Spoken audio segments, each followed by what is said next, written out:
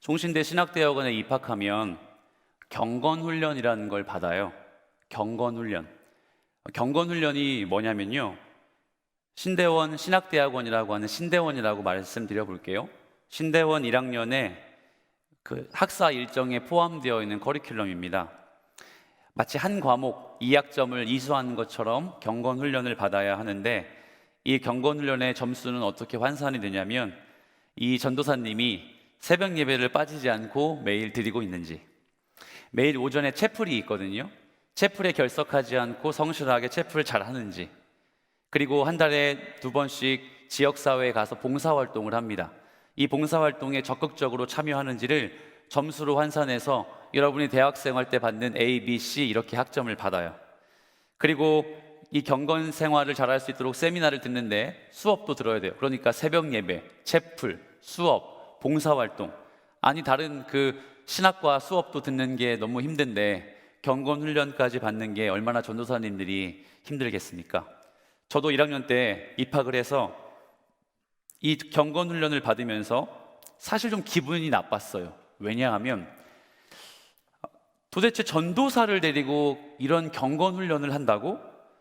훗날에 목사가 될 사람인데 새벽 예배 몇 번 나오는 걸 점수로 적어서 환산하고 채플 몇 번 드리는 걸 점수로 적어서 학점을 준다고? 저는 사실 이 경건 훈련이라는 이름 자체가 너무 못마땅했어요. 우리 무시하는 것 같았어요. 아니, 나 목사 될 사람인데 이미 세상에서는 전도사고 교회에서는 우리 전도사님이라고 부르는 학생들인데 어떻게 이런 경건훈련이라고 이름을 지어야 할까? 차라리 영성훈련이라든가 목회자 양성훈련 뭐 이렇게 이름을 지어서 아주 고강도의 빡신 훈련을 하면 그래도 좀 납득이 되지 않을까, 이런 생각을 제가 한 거예요. 몇 주의 시간이 흐르고 경건훈련은 계속 축적되었습니다. 그때 한 교수님이 이 경건훈련을 우리가 왜 받아야 하는지에 대해 강의를 하신 적이 있어요. 그 강의를 듣고 내가 잘못 생각했구나, 경건훈련 자체가 나쁘고 우리를 무시하는 게 아니었구나, 정리가 되었습니다. 그 교수님의 강의를 정리하자면 대충 이런 내용이었습니다. 우리 성도들은, 잘 들으셔야 돼요, 영성이란 단어를 쓰면 안 된다. 영적이다, 이런 표현은 성도가 써야 할 신학적인 표현이 못 된다. 왜냐하면 영이라 하는 것이 성령을 정의하는 것인데 우리에게 성령의 성향이 있다던가 성령적이다 라고 하는 건 사실 어폐가 있기 때문에 모든 성도는 영적이다, 영성이다 대신 경건이라는 단어를 써야 한다, 이렇게 말씀을 하신 거예요. 교회의 역사가 거듭해 오면서 사실 한국 교회도 영적이다, 경건하다를 혼용하면서 쓰다 보니까 성도들이 엄청난 오해를 했던 것이죠. 예를 들어 영적인 사람은 사탄의 공격에 잘 이겨낼 수 있는 거죠. 영성이 풍부한 사람은 시험에 잘 넘어가지 않고 강건하게 신앙생활 잘할 수 있는 것처럼 배웠다는 거예요. 그래서 예수 그리스도를 믿고 그 십자가의 사랑으로 구원을 받은 저나 여러분 같은 성도들이 뭐가 없으면, 영성이 없으면 다시 기도해서 충만한 영성을 길러내야 한다고, 그렇게 혹자들, 대중의 교회들이 이런 복음을 가르치고 서로 배워왔단 겁니다. 그럼 바꿔 말하면 뭘까요? 우리가 영성이 없으면 사탄에 지는 거예요. 우리가 영적이지 못하면 아주 세상적으로 신앙생활하는 불의한 그리스도인이 되는 거예요. 그래서 시간이 흐르며 교회들은 영성운동, 영적이다, 이런 표현들을 아주 난무하게 쓰면서 성도들이 영이 무엇인지, 영적인 것이 무엇인지를 혼동하게 만들었던 겁니다. 여러분, 혹시 영빨 좀 있으신 권사님 기도 받아보신 적 있습니까? 혹시 영적으로 아주 뚜렷한 능력을 가지신 목사님의 안수기도 받아보신 적 있으세요? 만약 우리가 귀신에 들리고 시험에 들고, 아주 좀 잘 나가는 기도의 제목을 받고 싶으면 소위 좀 영적인 사람 기도를 받으면 마음이 평안해지죠. 마치 무당을 찾아가 부적을 받아서 지갑 속에 넣고 다니는 것처럼 우리는 영적이거나 영성인 사람에게 기도를 받거나 기도 부탁을 하면 이상하리만큼 마음이 편해집니다. 이런 영성에 대한 잘못된 생각 때문에 오늘날 대다수의 교회가 믿음과 구원이 무엇인지도 헷갈리게 된 거예요. 믿음이 뭔지, 내가 받은 구원이 뭔지를 잘 풀어내지 못했던 거예요. 그래서 젊은이들이 어디에 빠졌죠? 신천지에 빠지는 거예요. 구원이 무엇인지를 모르고 내가 받은 믿음이 무엇인지를 모르며 소위 경건인지 영성인지에 대한 정의조차 내리지 못하니까 내가 경건에 힘써야 돼 라는 표현과 나는 영성이 충만한 사람이야 라고 하는 잘못된 표현이 무엇이 정답이고 무엇이 오답인지를 전혀 분간하지 못하니 영적으로 갈급한 우리 젊은이들이 그걸 책임져주고 해결해 줄 수 있는 어디요? 새로운 세상, 신천지에 찾아가 복음을 듣게 되는 것이죠. 여러분, 성신여대 입구역에 다시 이 사람들이 날개를 폈어요. 아시죠? 절대 반응하지 마십시오. 그리고 귀찮게 하시면 전화하세요. 제가 교회에 출동할 테니까. 절대로 여러분, 복음이 무엇이고 구원이 무엇이고 믿음이 무엇인지 모른다면 지금 제가 여러분에게 설명하는 영적이다 혹은 경건이다의 의미조차 우린 절대 알 수 없습니다. 그래서 한국교회에 영성이라는 말 대신 경건이라는 단어가 생겨나기 시작했습니다.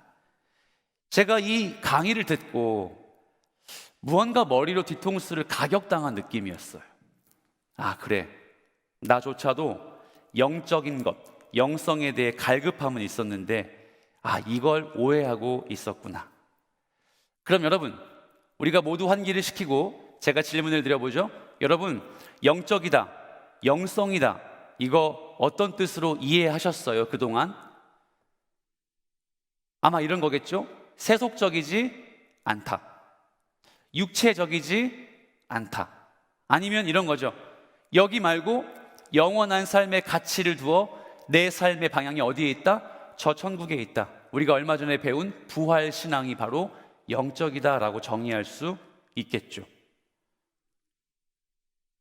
내 삶의 가치관이 돈 따라가지 않고, 내 삶의 가치관이 사람 쫓아가지 않고, 내 삶의 신념이 남을 짓밟고 우뚝 서는 우월주의에 사로잡혀 있는 것이 아니라 일시적인 것은 여유롭게 두고 영원한 삶에 나의 가치관을 삼아 영원한 삶에 내 인생을 투영시키는 인생, 그게 사실 우리가 원래 이해하는 영적이다, 영성이다의 의미입니다. 사랑하는 청년 여러분, 아니 오늘은 이렇게 불러보죠. 사랑하는 영적인 주안의 형제 자매 여러분, 여러분이 영적이란 소리는 신령하다, 기도하면 응답 다 받는다, 목소리가 허스키하다, 기도하고 두 손 들고 기도하면 능력이 생긴다, 그게 아니라 하늘의 것을 소망하는, 육체의 것을 여유롭게 두고 저 부활의 신념을 가지고 이 세상을 사는 여러분 되시길, 영적인 성도 되시길 살아계신 예수 그리스도의 이름으로 축복합니다. 아멘. 그렇다면 오늘 본문의 내용은 어떻게 이해해야 할까요? 제가 지금까지 여러분에게 한 5분 정도의 시간 가운데 영성, 영적이다의 의미를 설명해 드렸습니다. 제가 이렇게 이야기하는 이유는 오늘 본문이 어떤 단어로 정의할 수 있죠? 영적 전쟁이에요. 들어보셨죠? 영적 전쟁. 오늘 본문의 제목을 짓는 많은 학자들과 목사님들은 영적 전쟁이라고 부릅니다. 여러분, 영적 전쟁이 뭘까요? 이 영적 전쟁에 참여하기 위해 성경이 뭐라고 표현합니까? 하나님의 전신갑주를 입으라, 이렇게 얘기하고 있잖아요. 하나님의 전신갑주는 도대체 무엇이고, 하나님의 전신갑주를 입고 치르는 영적 전쟁은 또 도대체 무엇일까요? 본문에서 바울이 말하고자 하는 의도를 파악하기가 참 어려운 게 사실입니다. 왜죠? 왜냐하면 다시 이제 다음 주면 에베소서 이제 안녕이거든요. 다시 한번 기억해 봅시다. 바울이 지금까지 무슨 이야기 했습니까? 구원이 무엇인지, 나 한 사람의 성도가 구원을 받기까지 하나님이 어떻게 열심으로 나를 선택하셨는지, 그리고 저마다 구원을 받은 공동체가 구원받은 그리스도의 장성한 분량에 이르는 모임이 어떻게 될 수 있는지, 옛사람을 버리고 새사람을 입어야 하는 성도의 인생이 무엇인지, 그래서 남을 섬기고 도둑질하지 말고 거짓말하지 말며 가정에서 자녀와 아내와 남편에게 성실히 대해야 하며, 지난주 기억나십니까? 제 아무리 종이라 할지라도 슬레이브, 노예라 할지라도 이 모든 것 하나님이 다 아시니 너는 네 인생에 성실해라. 이 말씀 우리가 나누었습니다. 그런데 갑자기 영적 전쟁이라뇨? 아니, 지금까지 이야기해온 바울의 논지가 뭐였습니까? 잘 살아라 이거였어요. 교회답게 좀 살아라. 교회답게 성실하고 교회답게 사랑 좀 많아라. 네 혼자 예수 믿지 말고 네 옆에 어려운 지체를 돌보고 사랑과 선행으로 서로 격려 좀 해라. 가정과 교회 구분하지 말고 그렇게 사는 게 진짜 교회야. 이런 얘기 해온 바울이 느닷없이 영적 전쟁이라 말하고 있습니다. 통치자들과 권사자들에게 지기 싫으면 영적 전쟁을 하기 위해 뭐 입어라? 하나님의 전신갑주를 입어라. 이렇게 이야기하고 있는 거예요. 앞에서 지금까지 이야기한 논지와 오늘 본문 10절이 뭔가 좀 갭이 생기는 것 같아요. 다른 이야기 시작하려고 하나 봐요. 근데 어떡하죠? 이제 끝나는데? 이제 에베소 정리하는데 왜 갑자기 하나님의 전신갑주를 이야기하는 걸까요? 그 답을 찾아가는 게 오늘 본문의 핵심이 됩니다. 흥미로운 사실은 사도 바울이나 성령님께서 우리 이 시대에 성경을 읽는 저나 여러분이 갑자기 왜 하나님의 전신갑주 이야기하지? 라는 의심을 품을 걸 알고 있었나 봅니다.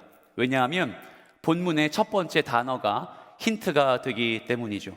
10절 말씀에 나와 있죠. 뭐라고 첫 번째 단어가 시작이 됩니까? 보이세요? 첫 번째 단어가 무엇이죠? 끝으로. 목사님, 끝으로라는 뉘앙스는 좀 다른 것 같은데요? 여기서 끝으로는 헬라어 투 로이프입니다.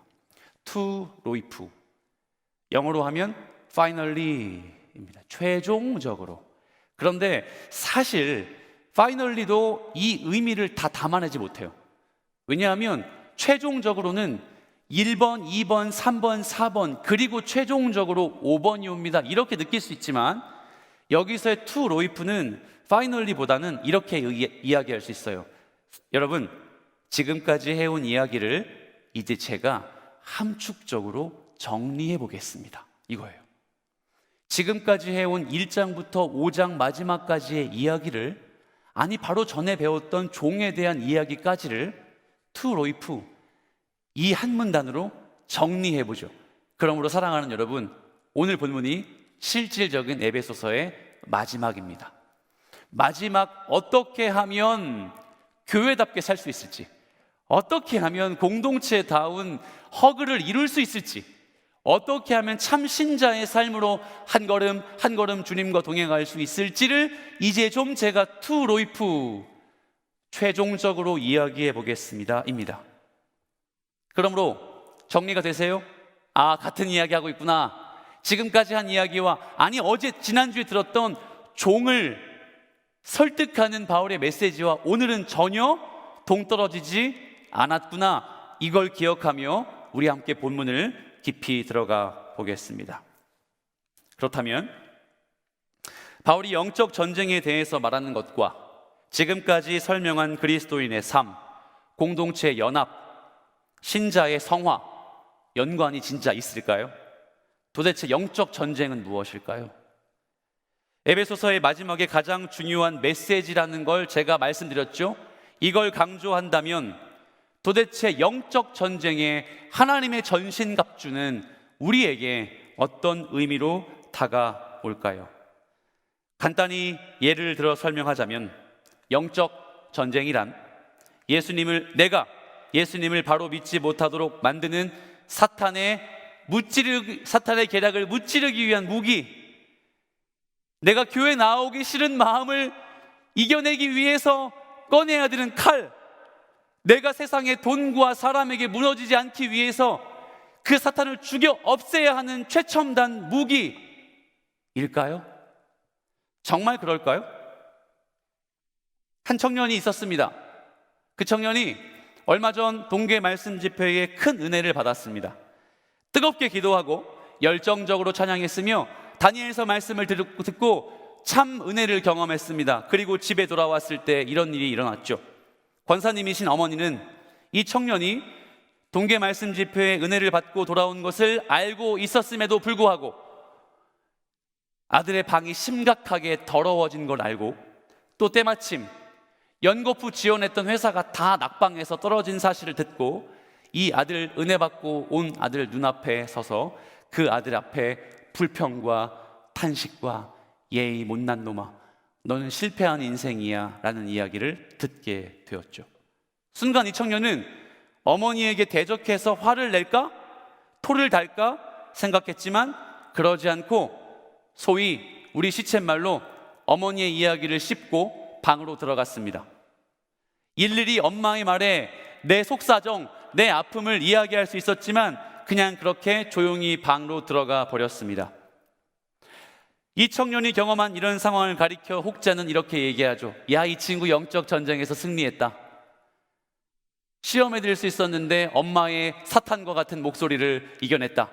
그러면서 영적 전쟁이 바로 이와 같이 나에게 대적하는 사탄과 이 유혹거리를 당당히 이겨내는 은혜, 이렇게 생각을 하지 않냐는 거예요. 바꿔 말하면 만약에 엄마는 어떻게 은혜 받고 온 나한테 그렇게 험한 말을 할 수 있어? 토달고 대들며 엄마를 무시하고 엄마에게 험한 말하고 방문을 꽝 닫고 들어가면 그 친구는 어떻게 된 거예요? 영적 전쟁에서 패배한 겁니까? 사실 우리는 교회 좀 다녀왔다면 이 에베소서 6장 말씀이 마치 그런 영적 전쟁에서 승리하기 위한 최첨단의 아이언맨의 수트 같은 무기 정도로 생각해요. 그래서 적어도 이런 무기가 있어야 사탄에게서 승리할 수 있고, 아니 남들보다 잘 될 수 있다는 유혹도 우리 사실 받습니다. 여러분, 공중의 권세 잡은 자들의 유혹과 시험에 마음이 무너지고 죄를 짓는다면, 바꿔 말하면 사탄 마귀가 나를 미혹해서 내가 죄 짓는다면 영적 전쟁에서 패배한 것이고, 그렇지 않아 끈질기게 버티고 참아서 이겨내면 영적 전쟁에서 하나님의 전신갑주 입은 사람 맞습니까? 이 두 가지의 경우를 여러분의 삶으로 한번 고민해 보십시오. 그래서 간혹 영적 전쟁에 승리한 경험도 있고, 혹은 몇 번 되지 않지만 영적 전쟁에서 패배해 주님 앞에 나와 울며 기도한 적도 혹시 있지 않으십니까? 정말로 영적 전쟁을 그렇게 이해하는 게 타당할까요? 이렇게 영적 전쟁을 이해하는 한국교회의 많은 성도들은 이 영적 전쟁에서 승리하려면 마귀의 유혹, 귀신의 활동, 가위 눌리는 거, 나를 무섭게 만드는 거, 이 활동을 하나님의 전신갑주가 있으면 다 이겨낼 수 있습니까? 그게 진짜 초월적인 힘일까요? 어떻게 생각하세요? 물론 이해합니다. 이 본문에 관심이 많이 없다는 거. 제가 하는 설교에 찔림과 기대로 반응하는 지체들이 얼마 되지 않다는 거 저 알아요. 하지만 사랑하는 대다수의 성경에 관심이 좀 덜한 여러분, 하나님의 전신갑주가 무엇인지 한번 귀를 열고 마음의 문을 열고 들어주십시오.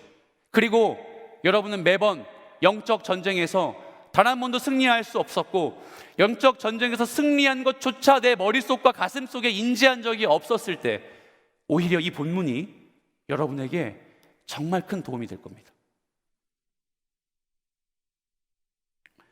정말로 영적 전쟁을 그렇게 이해한다면 우리는 늘 사탄 생각에, 귀신 생각에, 가위 눌릴 생각에 무서워 교회조차 올 수 없고, 조금만 죄 지으면 어떤 알러지 반응이 올까요?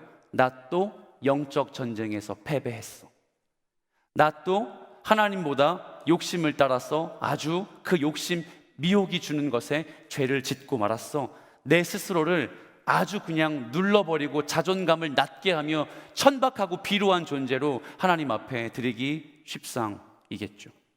그래서 소위 영빨 있는 권사님의 기도나 능력의 종이신 목사님의 안수를 받으면 영적 전쟁에서 승리할 수 있다고 많은 교회들이 그렇게 가르쳐요. 여러분의 부모님들도 그런 말씀을 하셨을 거라 저는 생각합니다. 저도 마찬가지죠. 하지만 사랑하는 여러분, 사탄이라 부르는 공중의 권세 잡은 자 있습니다. 귀신 존재해요. 여러분 귀신, 사탄 믿으셔야 돼요. 왜요? 영적인 존재니까요. 제가 신학을 시작하고 신학을 공부할 때에 먼저 신학대학원에 다니셨던 고향교회 선배님이 밥을 사주겠다고 안양으로 오라고 했습니다. 그래서 그 안양에 가서 이 형님과 이야기를 나누는데 소위 영에 대해서 이야기를 저에게 들려주셨어요. 신학대학원에 가면 이런 걸 배워 하면서 이 성령에 대해서 이야기해 주셨는데, 그런데 너는 성령도 영적인 존재인데 귀신, 사탄의 존재도 영적이라는 걸 생각하니? 네, 형, 그렇죠. 그러면 우리가 성령을 구하면 성령을 선물로 받지. 맞아요. 귀신도 귀신을 달라고 기도하면 그 사탄이 우리에게 오는 것 알아? 저는 한 번도 그렇게 생각해 본 적이 없었거든요. 그런데 논리적으로 전혀 틀리지 않았던 거예요. 그리고 그 형에서 입에서 나오는 한 충격적인 이야기가, 같이 신학을 했던 어떤 전도사님이 그 탐구심이 생겼습니다.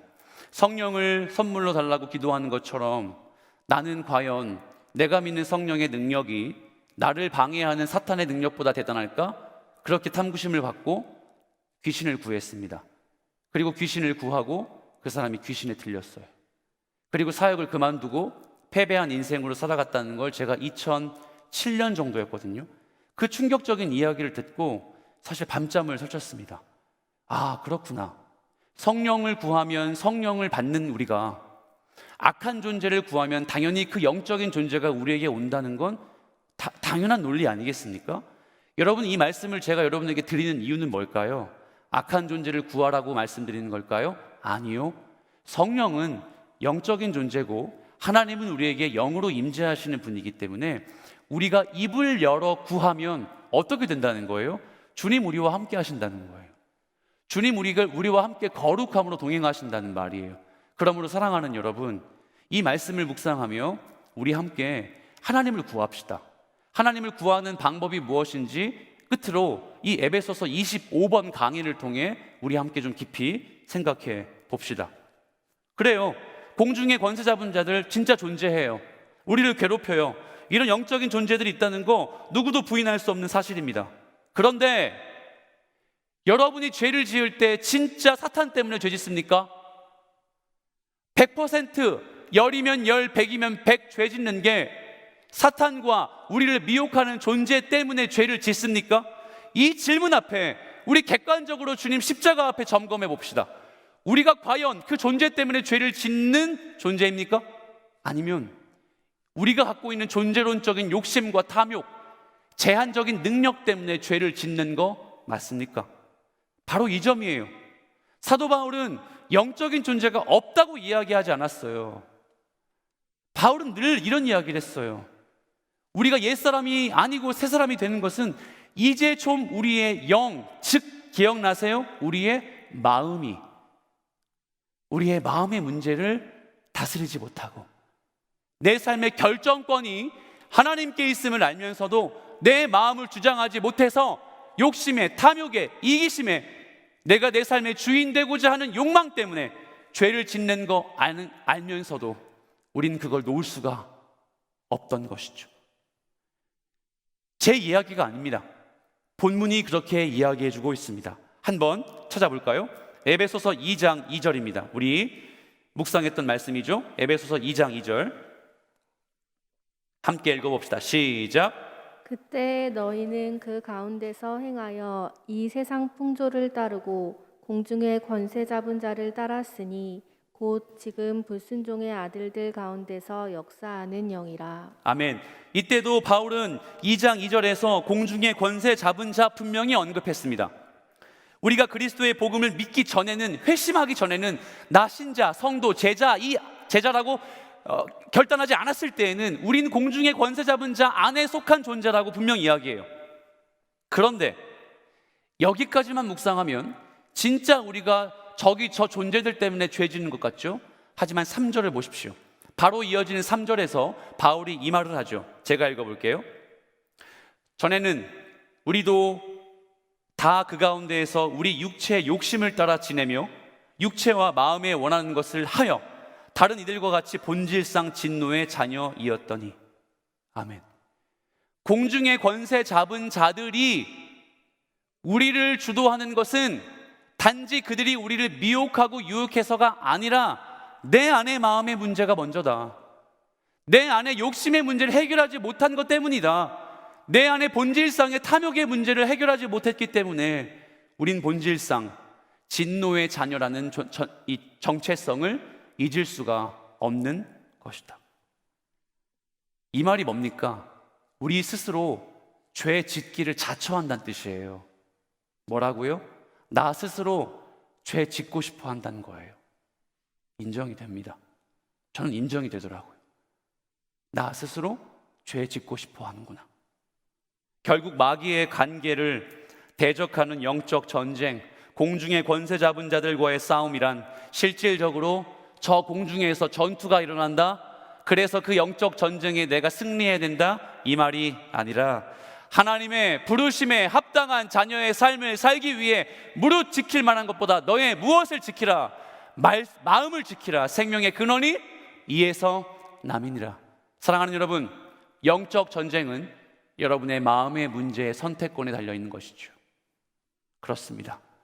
바울이 촉구하는 본문에서 영적 전쟁은 하나님의 부르심에 합당하게 살고 있는지에 대한 여부, 셀모임으로 이동하셔서 이것 한번 나누어 주세요. 나를 부르신 이가, 나를 지으신 이가, 나를 선택하신 이가, 나를 인도하실 이가 이렇게 살라 말씀하시는데 저 그렇게 못 살았습니다. 저 그렇게 살기 싫습니다. 그렇게 살아도 아무 유익이 없는 거 알고 있습니다. 여러분 이야기해 주세요. 누구도 정죄하지 않고 우린 그 기도의 제목을 따라 공동체로 기도해야 하는 에베소서의 말씀을 듣고 있기 때문이죠. 그런 사람들은 성령께서 평안에 매는 줄로 하나 되게 하신 것을 힘써 지킬 수 있는 자라고 우리 얼마 전에 배웠잖아요. 평안에 매는 줄로 하나가 되게 하신 것을 힘써 지키라. 기억나세요? 여기서 평안이 뭐라고 했죠? 줄의 속성이라고 했어요. 성령이 평안이라는 줄로 우리 모든 100명을 묶어서 누구도 열외되지 못하도록 만드셨어요. 이 안에는 목사도 있고 새신자도 있고 모태신앙도 있고 리더도 있고 셀 모임 하고 싶지 않아서 도망가려고 하는 세론들도 있어요. 우리 모두가 하나인 거예요. 그러므로 우리의 책임은 뭐예요? 평안에 매는 줄로 하나 되게 하신 것, 그 다음 뭐죠? 힘써 지키라. 대단해 보이죠? 아니요. 평안에 매는 줄로 하나 되게 하신 것을 그냥 두면 돼요. 우리는 끊을 수가 없는 거예요. 끊어서도 안 되는 것이죠. 이게 바로 영적 전쟁을 대하는 우리 모든 성도의 책임감이 됩니다. 기억하십시오. 투로이프. 최종적으로 이제 내가 진짜 하고 싶은 클라이막스를 이제 말하겠습니다.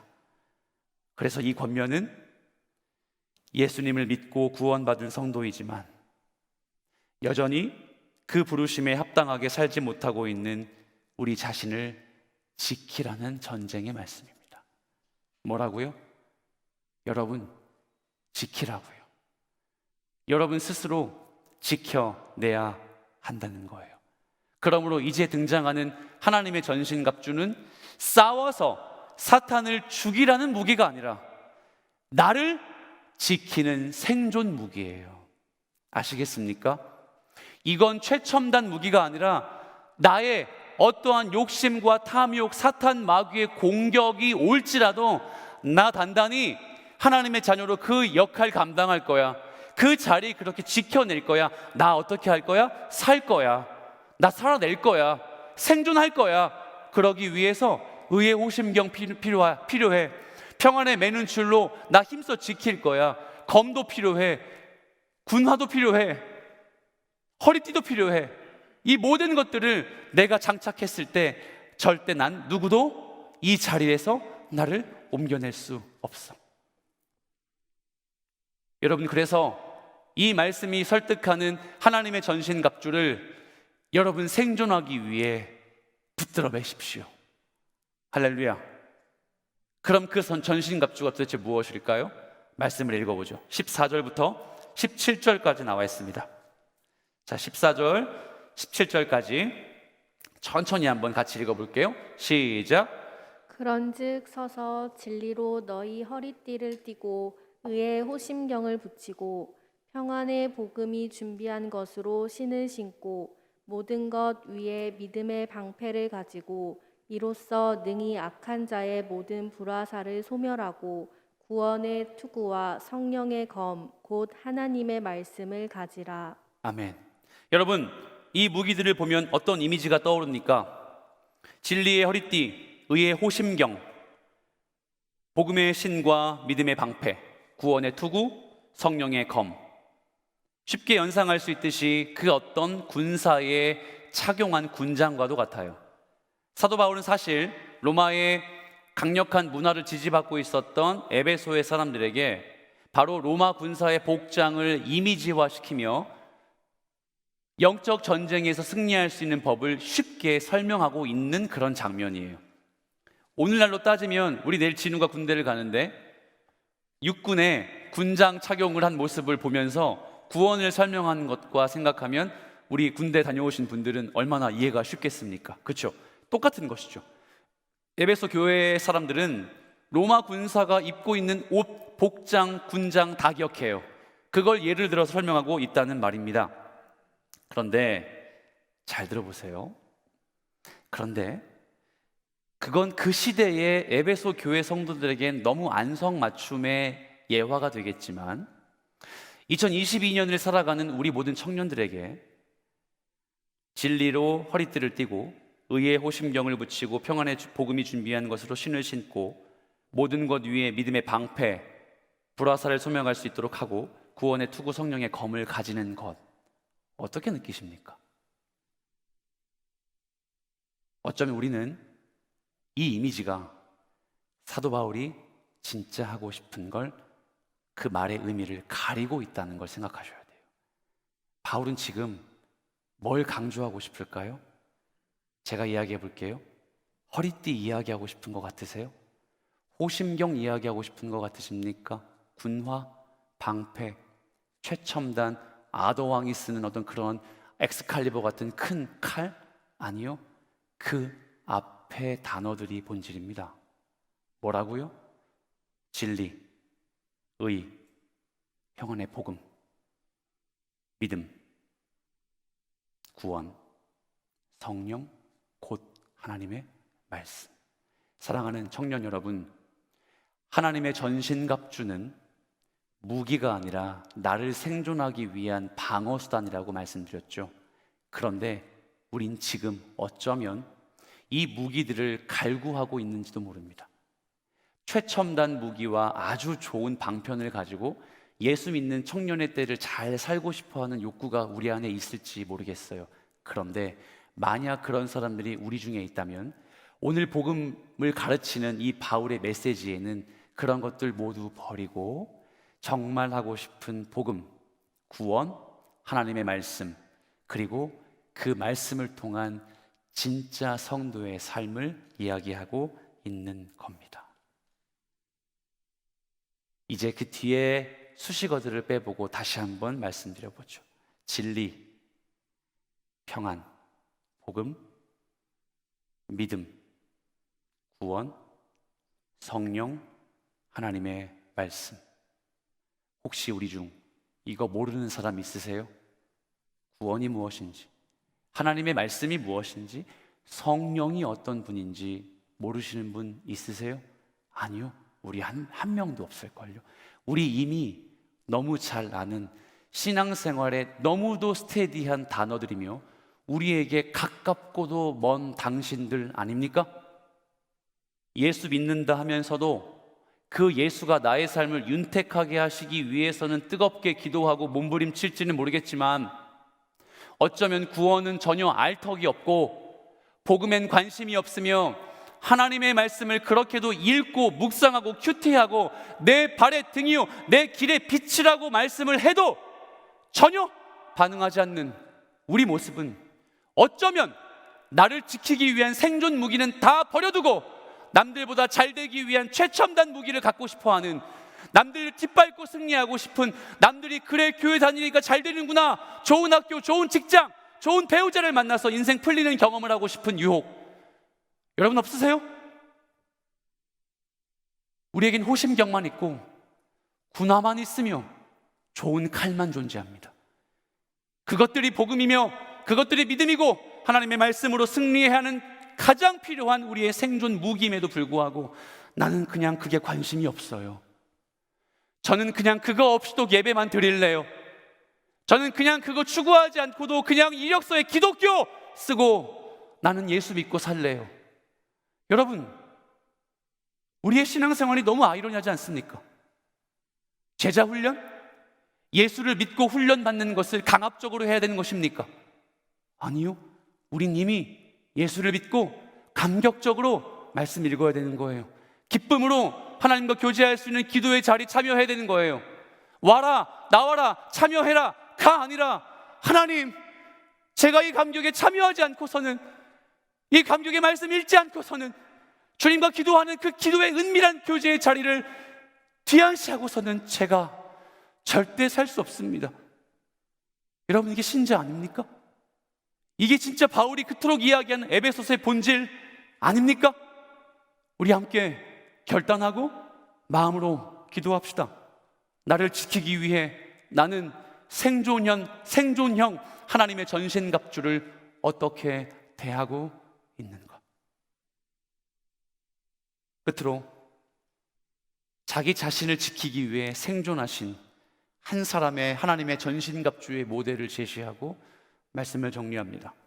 마태복음 4장에 보면 예수님이 공생애를 시작하시기 전 인간의 장성함을 이루시고 사탄에게 시험을 받으시죠. 우리 함께 4장 3절부터 4절까지 말씀을 읽어보겠습니다. 시작. 시험하는 자가 예수께 나와서 이르되 내가 만일 하나님의 아들이여든 명하여 이 돌들로 떡덩이가 되게 하라. 예수께서 대답하여 이르시되 기록되었으되 사람이 떡으로만 살 것이 아니요 하나님의 입으로부터 나오는 모든 말씀으로 살 것이라 하였느니라 하시니. 아멘.